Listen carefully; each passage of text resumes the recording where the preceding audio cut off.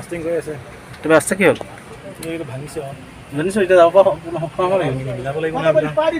তই জানো ৰাস্তাটো উঠা আছে মাতি অলপ মাটি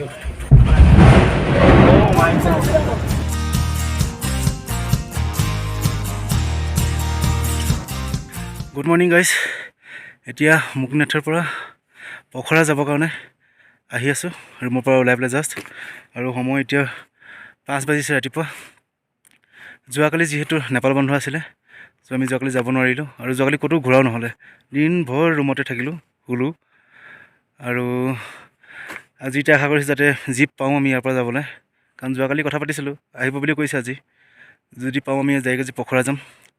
আৰু পখৰাত হয়তো যদি সোনকালে পাওঁ তেতিয়া আমি পখৰা অলপ চাইচিং কৰিম, যদি দেৰি হৈ যায় আৰু যদি টিকেট পাওঁ আমি ৰাতিকৈ যে কাকভিটালৈ যোৱা বিটামূৰ কাকভিটালৈ যোৱা টিকেট যদি পাওঁ আমি ডাইৰেক্ট গুচি যাম তালৈকে, বৰ্ডালৈকে। যদি নাপাওঁ তাতে আকৌ থাকিব লাগিব এক ৰাতি। চ' এতিয়া আহি আছোঁ, ই আগত আছে আৰু ইয়াতে অলপ ৱেইট কৰোঁ।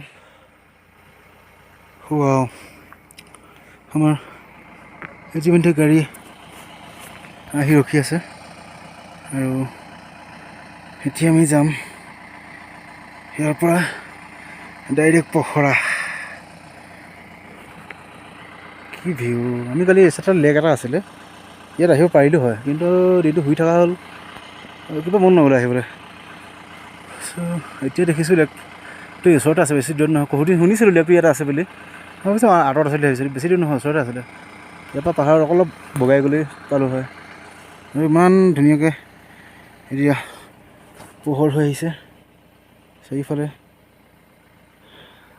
এখন জীপ দেখাইছিলোঁ, সেইখন জীপ দিলে ডাইৰেক্ট পখৰালৈকে নাযায়, ৰাস্তা এডালৈকে যাব।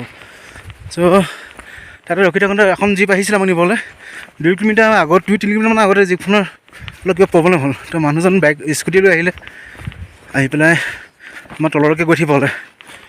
চ' এতিয়া প্ৰায় 1 কিলোমিটাৰ ওপৰত খোজকাঢ়ি আহিলোঁ আৰু আহি আছোঁ। যিখন কিমান দূৰত আছে ঠিকনা নাই, কৈছে 2 কিলোমিটাৰ বুলি কৈছে কোৱাটো, কিন্তু মানুহটো ওপৰত গ'ল, সিও আহি পোৱা নাই বৰ্তমানলৈকে। চ' গৈ লওঁ কিমান দূৰ যাব পাৰোঁ আৰু। কিন্তু সেই পুৰা ডাউন যে, আহি ইমান কষ্ট হোৱা নাই, জাষ্ট ধুনীয়াকৈ আহি আছোঁ। আৰু এয়া ই আগত পৰা গৈ আছে, সেইপিনে নামি দিলে হৈ যাব চাগে। নামি দিম আহিছে আহি পেলাই পাইছোঁহি, যি ওচৰত আছে। এজন গৈ আছিলে এইপিনৰ পৰা, সুধিলোঁ, কৈছে ওচৰতে আছে বুলি। তো ভালেই লাগিলে 2 কিলোমিটাৰ ট্ৰেকিং কৰা। ফাইনেলি জীপ এখনৰ ওচৰত আহি পাইছে, এইখনে হ'ব লাগে। হে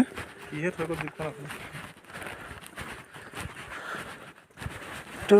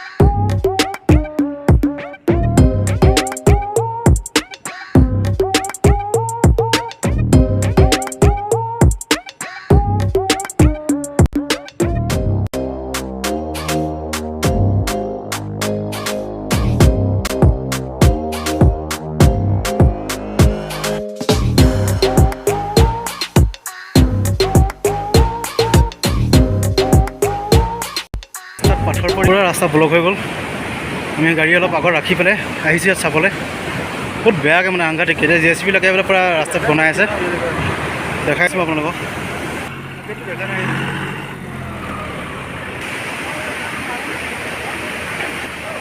2-3 ঘণ্টা লাগি যাব দেই, একদম ৰাস্তা খতম চেচ। আকৌ বনাব লাগিব ৰাস্তা, আপুনি গাড়ী আহিব। আজিতো কি হ'ব ক'ব পৰা নাই, যাব পৰা যায় নে নাযায় ঘৰলৈকে।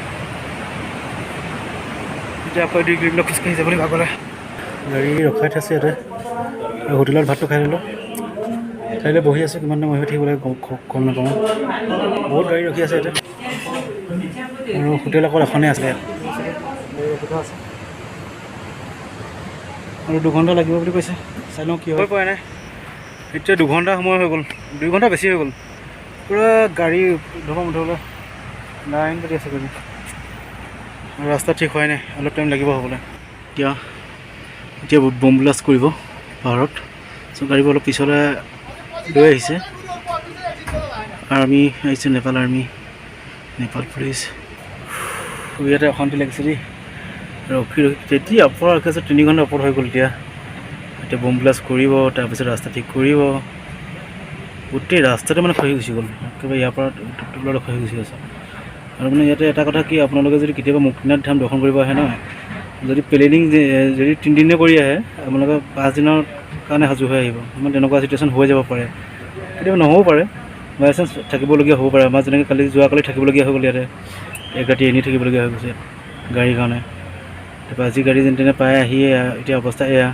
আকৌ আজি পখৰাত মই ভাবিছিলোঁ সোনকালে যোৱা হ'লে পখৰাত গৈ পেলাই আমি ডাইৰেক্ট পখৰাৰ পৰা হেৰিলৈ গুচি গ'লোঁ হয়, কি বুলি কয় আপোনাৰ ঘৰলৈ যাব পাৰিলোঁ হয়, কাঠমাণ্ডু কাকপতিলৈকে, কাকপতিলৈকে গুচি গ'লোঁ হয়। এতিয়াতো 5 বজাত পখৰাৰ পৰা গাড়ী গুচি যায়, 5 বজাত গুচি গ'লেতো গাড়ী নাপাম। এতিয়াতো সম্ভৱেই নহয় এতিয়া গৈ পোৱাটো, চ' পখৰাতো থাকিব লাগিব। নেক্সট ডে আকৌ পখৰাৰ পৰা ইভিনিং যাব লাগিব। ৰাস্তা বহুত বেয়া, বাকী ঠিক আছে চব, কিন্তু ৰাস্তা বহুতেই বেয়া। আৰু কেতিয়াও বাছত নাহিব, বাছত। মই ছাজেষ্ট কৰিছোঁ কেতিয়াও বাছত নাহিব। যদি আহে আহিব পাৰে, কিন্তু এটা এক্সপিৰিয়েঞ্চ হ'ব আপোনালোকৰ আহিলে মানে, পৰাপক্ষত নহাটোৱে ভাল মোৰ মতে। বম ব্লাষ্টটো কৰিলে হ'লে আজৰি। ফাৰ্ষ্ট টাইম ইমান ওচৰৰ পৰা বম ব্লাষ্ট হোৱা শব্দ শুনিছোঁ, ইমান ওচৰত। এই অকল জাষ্ট অলপ পাব।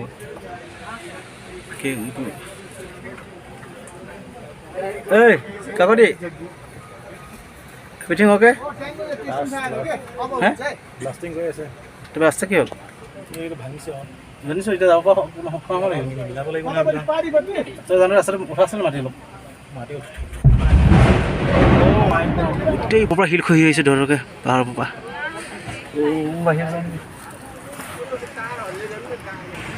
পুৰা গোন্ধাইছে খাৰ। এতিয়া 5টা বাজিব হ'ল, এতিয়া ৰাস্তা খুলিছে।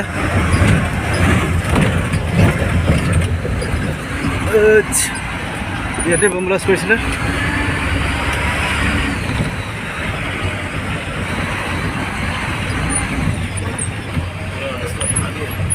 এইটো জেগাতে ৰাস্তাতে বম ব্লাষ্ট হৈছিলে। এতিয়া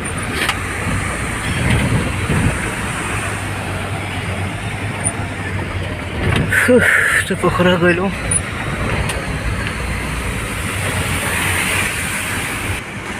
अब त चाहिँ लाउनु चाहिँ 3 रोटीभन्दा धेरै बल्माले नि हुन्न नि। यहाँ कस्तो लाग्यो सबभन्दा यहाँ के गरौँ? नहीं होगा ये।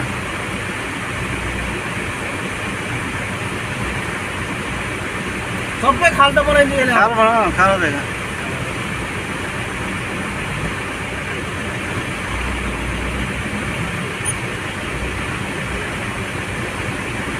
তোমাক দহ খাৰ বুলিছে নাই?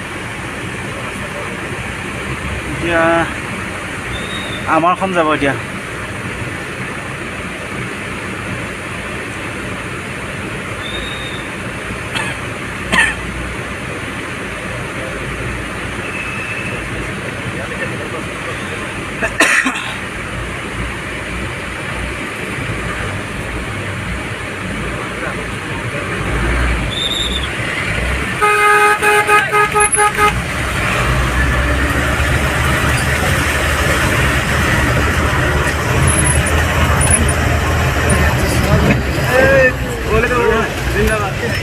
दिल्ली के सब बिगाड़ दिए जाने। दिल्ली के है ना छोटा गाड़ी का सब खत्म कर दिया सारा।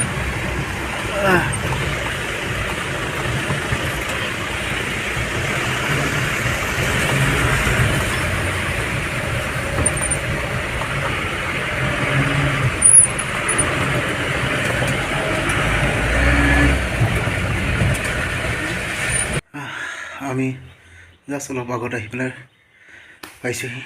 আপোনাৰ 9:30 হৈ গ'ল। ৰাস্তাত ৰখিলে কিবা খাবৰ কাৰণে আৰু 1 ঘণ্টামান সময় তাতে তেনেকৈ গুচি গ'ল। আহি আগত যোনটো ৰুমত আমি পখৰাত আছিলোঁ সেইটো ৰুমে পালোঁ। তেওঁলোকে আহিলোঁ হোটেলত। আৰু এতিয়া জাষ্ট ভাতটো খাই আহি সেই বিচনাত পৰিছোঁ। চ' অহাকালি আকৌ লগ পাই আছোঁ আপোনালোকক এটা নতুন ভিডিঅ' লৈ।